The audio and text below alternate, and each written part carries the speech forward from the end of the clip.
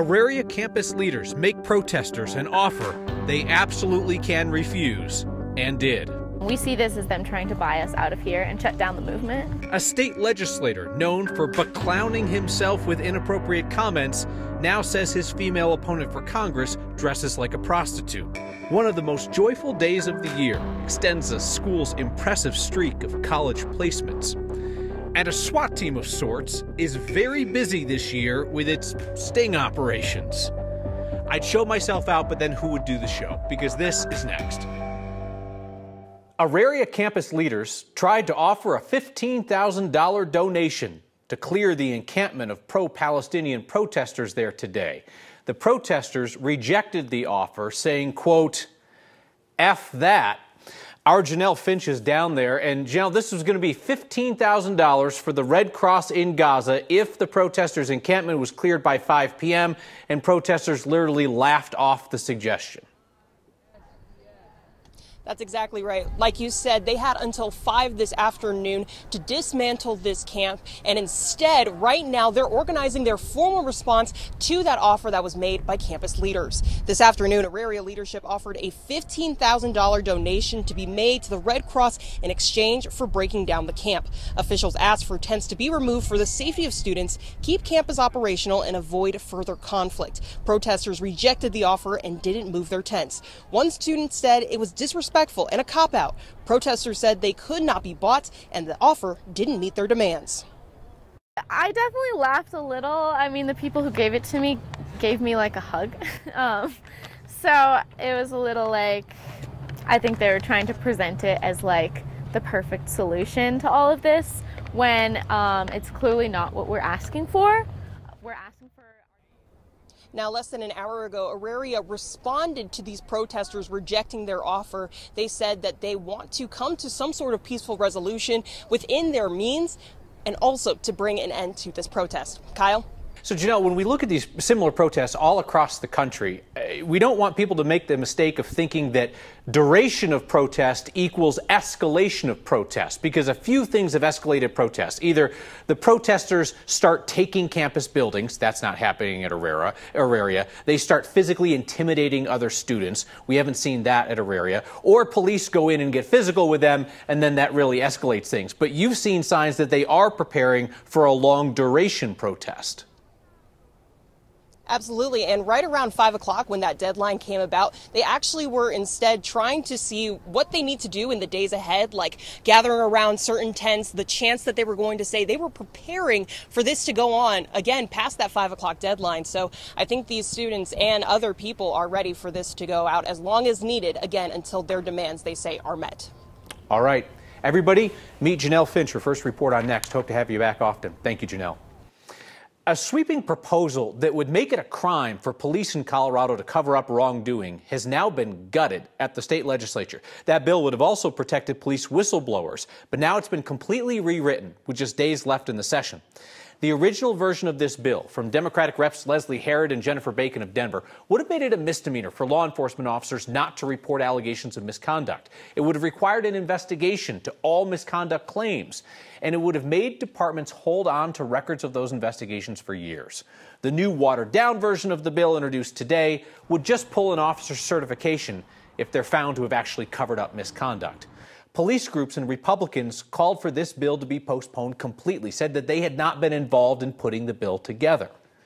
Bill sponsors responded that, in their view, law enforcement and Republicans have not negotiated police reform bills in good faith in years. When it comes to something like this, the people that needed to be involved in this conversation proactively would have been all of those involved with law enforcement, our DAs, our chiefs, our sheriffs, our fraternal order of police, all of the people and entities that would greatly impact how this can be done well or done poorly. I just want to be sure that we do not associate obstinance with stakeholdering, and that we do not require to speak to people who do not want to work with you before we make a law, and that we do not require their permission to do so. This scaled-back bill still has to pass a final vote in the House before it goes to the Senate. Former Adams County Sheriff is going to lose his officer certification and spend a year on probation after pleading guilty to falsifying his own training records. Former Democratic Sheriff Rick Reigenborn, along with his former Undersheriff Tommy McClellan and his former training supervisor Mickey Bethel, were all charged with criminally falsifying their own records instead of just, doing the training. They missed out on refreshers on stuff like how to make an arrest and how to drive a patrol car safely. Funny, because that might have come in handy for Sheriff Reigenborn, because he made headlines for live streaming a chase with a talk radio host in his car. They kept chasing when other officers determined it was too dangerous to the public. Reigenborn pleaded guilty to a felony forgery charge and 2 misdemeanors today. Part of this plea deal requires him to give up his state peace officer certification. If he gets through probation successfully, the felony charge will be dismissed. A Republican state legislator with a chronic case of foot-in-mouth disease one-upped his own history of offensive statements today, saying that a woman that he's running against for Congress dresses like a prostitute. State Rep. Richard Holtorf made the comment this morning on talk radio as he mocked Republican Congresswoman Lauren Boebert. Holtorf is struggling to get any traction in the 6-way race to replace Ken Buck in the district that covers Dougco, Loveland, and the Eastern Plains. And I work here at the state capitol, 200 East Colfax. You know what I see about 2 blocks up from the state capitol? I see women dressed like Boebert. High heels, short skirt, low-cut blouse. And I won't tell you what they're doing, but it's nothing that you can talk to your grandmother about. I don't know what her problem is. She needs to learn how to dress. Holtorf's suggestion that a female primary rival dresses like a prostitute follows comments that Holtorf has made that a legislative colleague should let go of his son's murder in the Aurora theater shooting, that having a physical disability is like choosing to run with the bulls in Pamplona, that women shouldn't have abortions, but one of the girlfriends that he impregnated benefited greatly from her abortion, and then there was the time that he called a minority legislator buckwheat during a floor debate. RTD and its riders could both benefit from a last-minute compromise at the state capitol, a compromise that really is not about RTD. There's a new fee that could be added to oil and gas production, and it could help RTD pay for that rail line to Boulder that is some 20 years behind schedule. Marshall Zellinger, remember we used to hold up that big board that said, like, 2050, train coming. Well, you know what? It could be coming sooner. You should have it with you, but I wouldn't reduce the time on that giant countdown pad just yet. The money that RTD could get from this oil and gas bill would not be able to replace RTD money for the rail line to Boulder and Longmont, but it could add a little bit. The Northwest Rail Line was supposed to be built as part of Fast Tracks and money that voters approved in 2004. It wasn't and hasn't been. This week, the governor and Democratic lawmakers announced a compromise between oil and gas groups and environmentalists, which includes a bill with new fees on oil and gas production. Money from that fee would pay for transit and rail projects. That bill specifically states RTD shall prioritize completion of the Northwest Rail Line to Longmont and the North Lines to Adams County, approved by voters on November 2nd, 2004. It is not funding the same projects that folks already approved, although we do think it's very important that RTD delivers on the promises that they made to voters 20 years ago, and that's why there is an aspect of the bill that says that RTD shall prioritize the finishing and the completion of those projects that they promised voters in 2004. Like I said, this bill really isn't about RTD. It's about transit and rail and having oil and gas help pay for it. In return, Democratic lawmakers and environmentalists have agreed to back off attempts to limit oil and gas production and vastly increase fines for pollution violations. In a way, environmental and clean transit groups win when oil and gas does well, because the higher the price of oil and gas, the higher the fee becomes. They should pay more when they make more. This is something that we've seen over and over again. When some sort of crisis happens globally and multinational corporations extract more from community through our pocketbooks than gets put back in. And so they make more, they pay more, absolutely. Is the long-term solution to just continue to finance everything off oil and gas? No. This is a solution to help us reduce our ozone. Again, I get confused. Irony or coincidence? Environmental groups benefit through oil and gas production. If this series of compromise bills makes it through the last week of the legislature, Kyle, both sides have agreed to not go to the ballot for the next few years to see these changes out, which gives some stability to the oil and gas industry and creates new transit options for disproportionately impacted communities. Like, how set in stone or set in rail in this is this? Because, I mean, people have been promised this train before, and you can understand how they'll say, I'm not going to believe it until it pulls up going choo-choo or whatever sound trains make now. Sure, the governor's not going to be there in a few years, and Senate President Steve Ventberg's not going to be there in a couple of years, when maybe other lawmakers or environmental groups that weren't part of this compromise will come through and say, you know what, we don't like those changes, we didn't agree to this, and we're going to go to the ballot with something else. Trains don't do the choo-choo thing anymore, I don't think. No. All right. Marshall, thank you. That is a huge amount of bees. We're talking 20,000. When there's something buzzing in your neighborhood, who are you going to call? I don't know. You could try the swarm hotline, but just know they're busy because the bees are here early this year. And senior signing day that celebrates every student's next step, not just the athletes.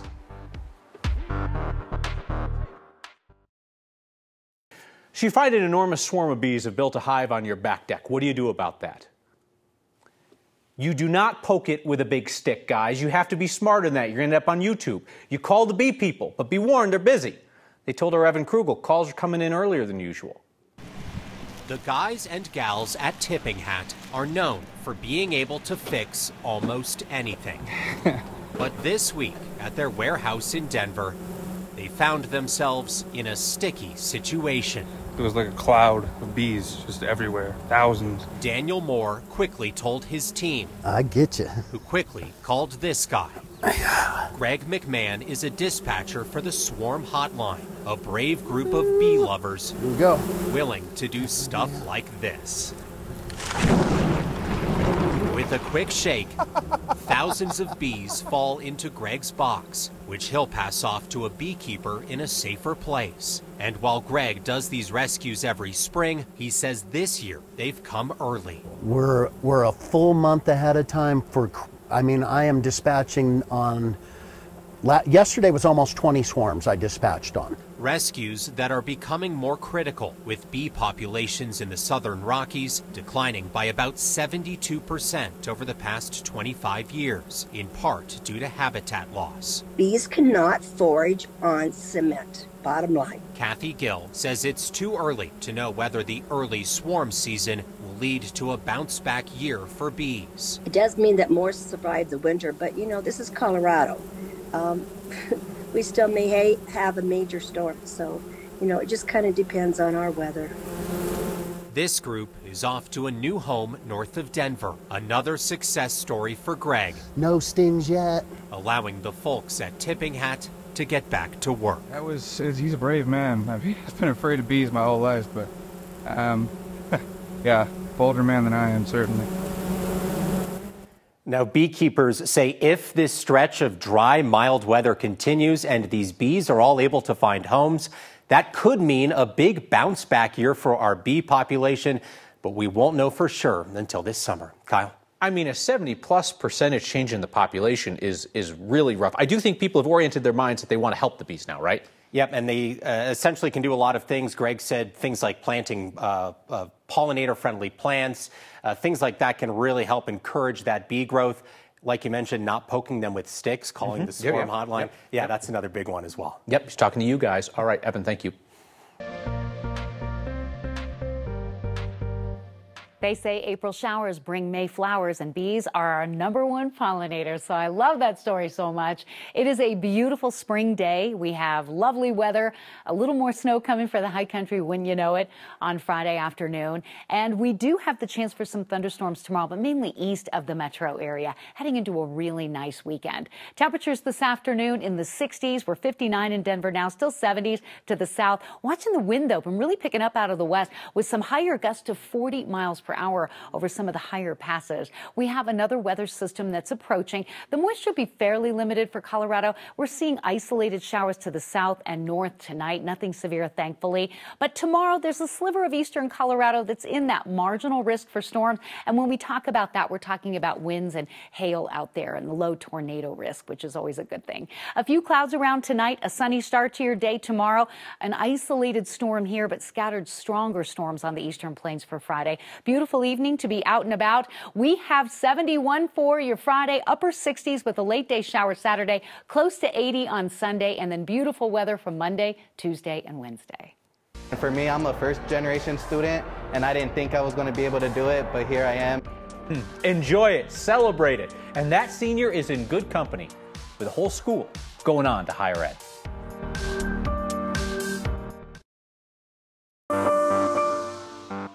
Tonight's next question comes from a viewer named Kenneth, curious why there's a bronze sculpture by the famed artist Frederick Remington just sitting in a parking lot in downtown Denver. Kenneth wondered whether it's the real thing and why the owner just put it in a lot like that. So, Kenneth, the sculpture you're seeing downtown is a replica of a Remington. The original, the Mountain Man, is on the left. That's on display at the Metropolitan Museum of Art in New York. The replicas are not cheap, though. Full-size copies go for thousands of dollars. Now, as to how it ended up in the parking lot, the folks at Denverite tracked down the owner when that statue first appeared on the lot in 2017.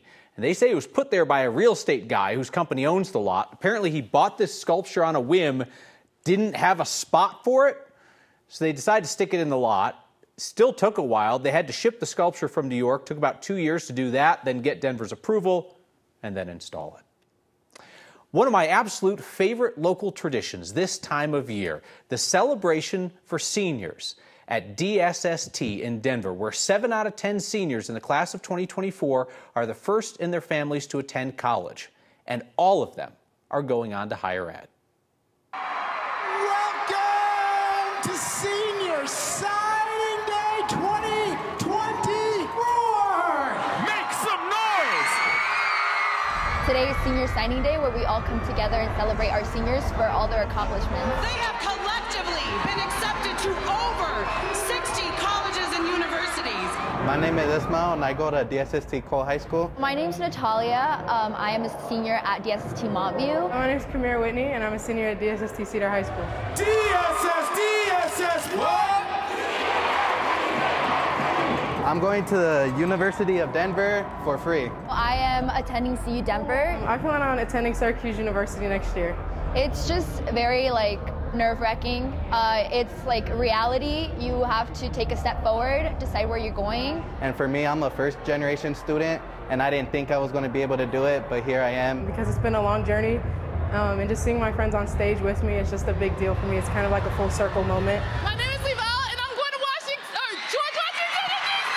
My name is Audrey Rowan. I'm going to Brown on a full soccer scholarship. My name is Hannah Laura, and I'm going to TU. I'm Bubbles, and I'm going to Northern Colorado. My name is Uriel. I'm going to Pickens. Let's go Raptors! My name is Natalia Alice, Reserve Spy Medical Squad. See you, Denver! It's scary getting on a stage and seeing everybody. It's just a lot of people. My name is Ray, and I'm going to Stanford University! My name is David. I'm going to welding school. Always go for your dreams. Never let anybody tell you you can't do it. Mi nombre es Rachel y voy a ir a la Universidad de Denver. Shout out to my mountain! Isn't that just the greatest? It gives you goosebumps. That's so cool. We're back with your feedback next. Your feedback on Janelle Finch's report that Auraria student protesters, the pro-Palestinian protesters, have rejected the university's offer of a $15,000 donation in humanitarian aid for the Red Cross in Gaza. PB wrote in to say that rejecting the offer seems very selfish. Barbara says it's not what they're asking for. It's not in their demands. Here, though, perhaps something that everybody on all sides of that issue can agree on, and I'm with Lynette on this, Janelle Finch would be a great addition to Next. I happen to agree. She's pretty unflappable, even in tough situations. We'll see you next time.